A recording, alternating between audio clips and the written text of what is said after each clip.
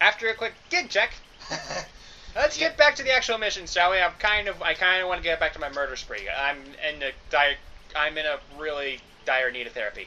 Anyway, hello everybody, we are the Insane Duo, and welcome back to Let's Play Tide the Tasmanian Tiger 2. In the last episode, we did a couple of missions involving the lifter bunyip, the actor idiots that kept on calling us liars, and saved a rock climber. In this episode, we're escorting Dennis through a bunch of dinosaurs. Hey, Dennis the Chiefs guy, Green Tree Frog. It's been a while since we said that. Yeah.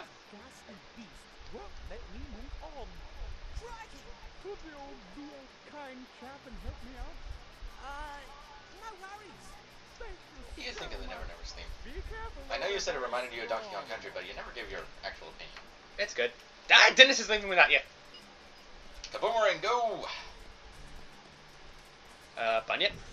That works too. I saw a bunyip border, so... Sorry, Dino! Ah, it imploded.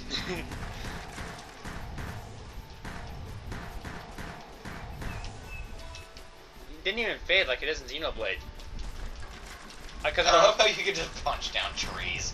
Fuck you, trees! Fuck you, ecosystem. I am Ty the Tasmanian Tiger, and you will fear my rocket punches. That's funny. That's not quite as good as Laserface. Oh, yeah.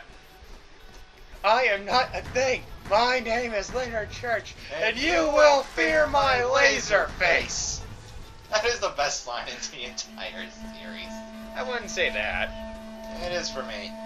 Well, it's a good one. It's really high up there. It's at least the best funny line in the series. I thought you said you killed them. We dropped a fucking spaceship on them. It was kind of assumed. Can I blow trees up with the boomerang? Yes! Awesome. Now, hurry up, Dennis. I cleared the path for you. Get your ass over here. There you are. Jesus. What took you so long, buddy? Don't mind me. I'm just blowing up the ecosystem. I'm making space for your new base. Because that's the reason why Dennis is here. He wants to make a new base. He wants to make a new, Bush rescue base? Yeah, bush rescue base out here. We'll go back I still find it weird how in the background there's just permanently erupting volcanoes. What the fuck is that up about? Hi, Dennis. No shit. No, that's redundant.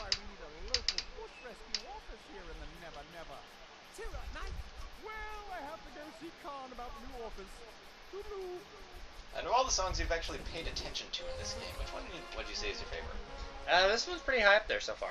I don't really have much of a favorite. It's just songs I liked. Songs you've noticed. Songs I've noticed. Ow!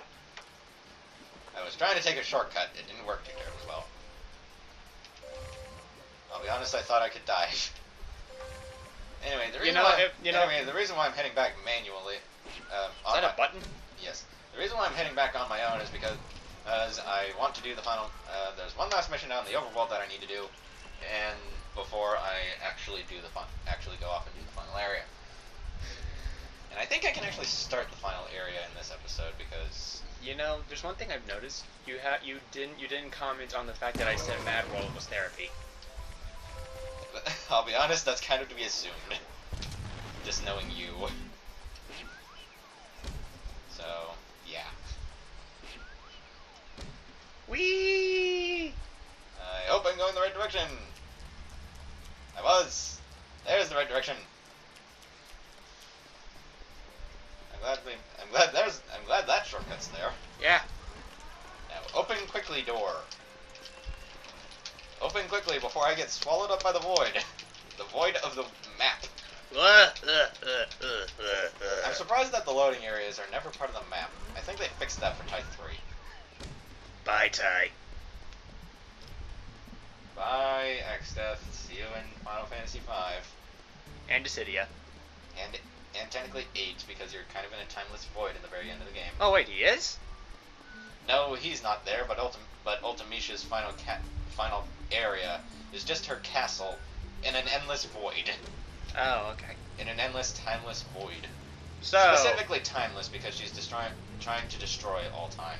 So, X-Death. X-Death Void, so... Why is X-Death a tree again? I don't know. Hey, Banana. Bye, Banana. Anyway, let me quickly check and see which route is quicker. It's the bottom route, so I'm going the right direction. Well, Out of the way, Pharrell! well, I mean, to get back to the hub world, that is. How are we transporting just a pure rod of plutonium? Last time I checked, plutonium was radioactive. I don't get it either. You know, I had an old Jimmy Neutron game for my computer when I was a kid, and I used to play a Flash game of Attack of the 20s. that was a weird movie. But there was actually one point where you needed to get plutonium for the rocket, and you get it from a guy in an Ultralord costume in an amusement park, and he gives it to you in the amusement park. Which console was this game for? It was a PC. Do you remember what it was based off of? It was just Jimmy. It was just a Jimmy Neutron game. Just a Jimmy Neutron game. Out of all the Jimmy Neutron movies, which one would you say is your favorite? Does this include Power Hour? Yes. I'd have to say like the second Power Hour because it was kind of hilarious to see Jimmy and Sammy fight over Cindy. The first one was kind of weird due to the fact that Jimmy's knowledge was really weird in Fairly Odd Parents territory. But I did enjoy that. Power Hour 3 was kind of like a cop out. I like the third one the most, mostly because of the villain. They forgot to program the villain to be evil. That was hilarious. And they named it Shirley. Yep. And when they were programming it, there's like I love how the entirety of Power Hour 3 is caused just because Jimmy and Timmy are bored. Yes, and when they were programming the villain, they were saying, "Should we give it a mustache?" And Cosmo was saying, "Not all people who are evil have a mustache." And Wanda goes, "Your mom has a mustache. Give him a mustache." even though Cosmo's mom doesn't actually have a mustache. Nope. Maybe on a bad day. I still find it weird that Cosmo's mom and Wanda's dad eventually got hitched. Oh, that is just I forgot about the weirdest part. I forgot about that. That is weird. Also, I thought. Wouldn't that technically make them Wouldn't that technically make the relationship a semi-incestuous, incestuous by proxy, and therefore not incestuous at all? Actually, I remember an episode of The Simpsons where Homer's dad fell in love with Marge's mom. So.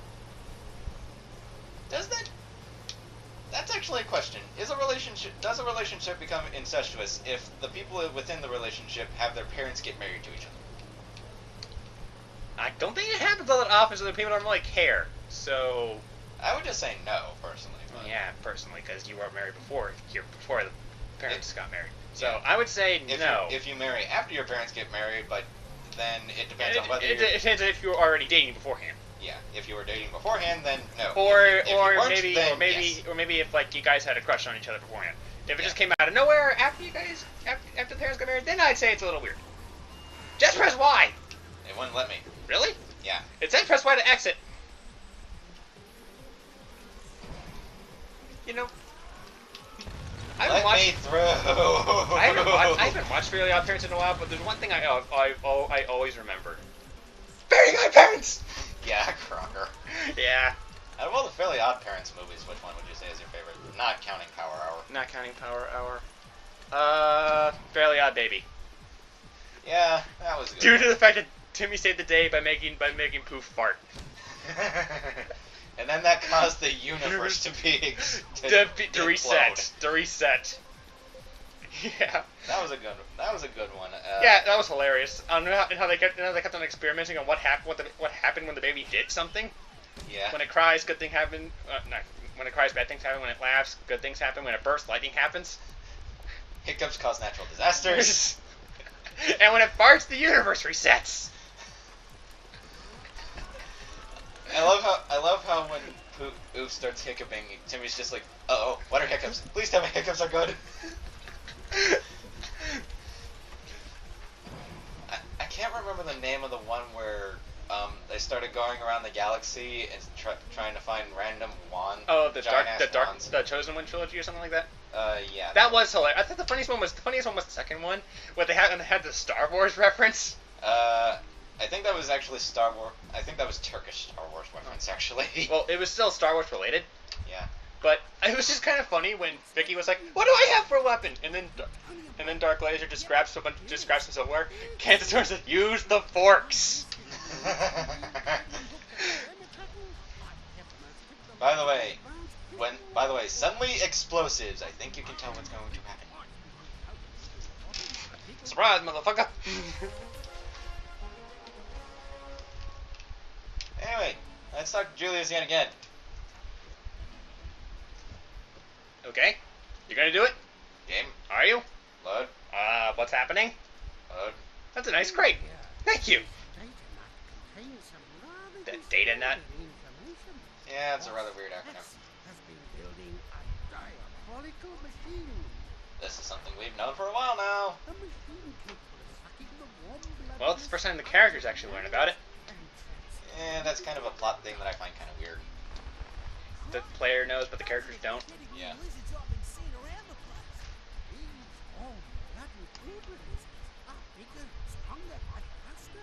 And a lot more deadly.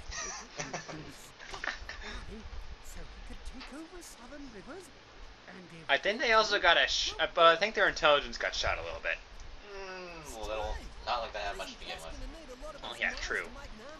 I doubt they have The much only benefit. intelligent for a lizard I know of is Sneath and Heath.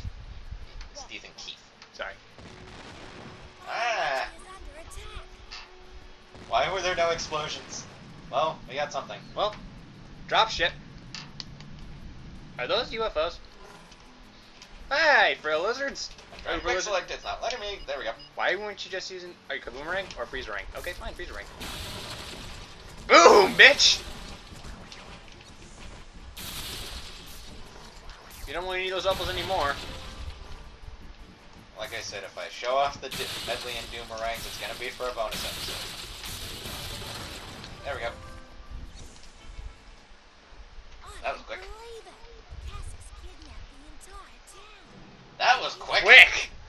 He left a note? I actually rather like that note. It's just him blowing around. Dear Todd. I can see Joker doing that. Yeah, I can. I salute my fallen enemy. Okay. We need to get Arkham Asylum just to see that. Yes. We must die at least once. Anyway. To Joker, anyway. Yeah, to Joker. Okay. I'm actually going to end the episode here because I want to do the final area all in one go. Okay. So, we have been the Insane Duo, and on the next part of Let's Play Ty the Tasmanian Tiger 2, we shall be finishing the game and kicking Boss Gass's ass for the second time, and not the last time, because there's another sequel, which is actually pretty damn good. So, we shall see you then. Bye-bye.